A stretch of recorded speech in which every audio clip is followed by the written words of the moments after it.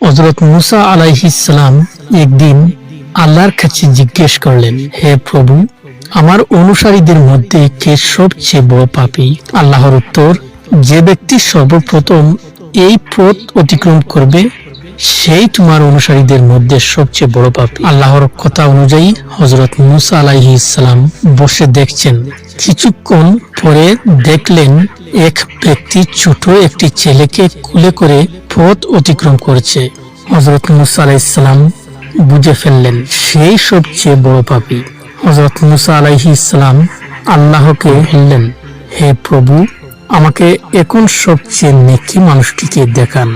আল্লাহর উত্তর, সূর্য ডুবার সাথে সাথে যে লোকটি তোমার পূর্বস্থান দিয়ে চলে যাবে সেই হলো সবচেয়ে নেকি ব্যক্তি।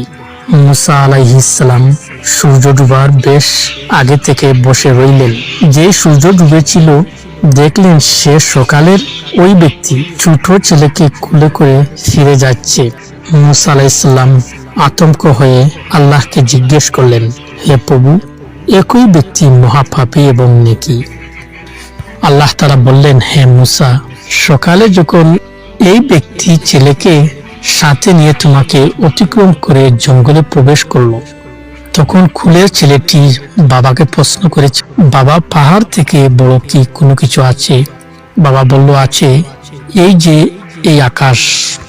ছেলেটি আবার প্রশ্ন করলো, বাবা, এই আকাশের থেকে কি বড় কোনো কিছু নেই?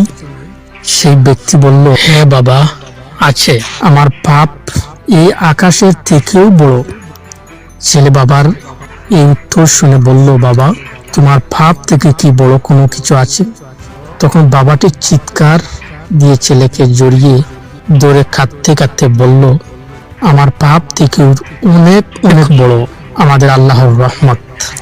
হ্যাঁ মুসা, এই ব্যক্তির পাপের অনুভূতি ও অনুশোচনা আমার এতই পছন্দ হয়েছে যে সবচেয়ে পাপী ব্যক্তিকে সবচেয়ে নেকি ব্যক্তি বানিয়ে দিয়েছি। মনে রেখো, আমার শাস্তির হাত থেকে তোমার হাত বহু গুণ বড়।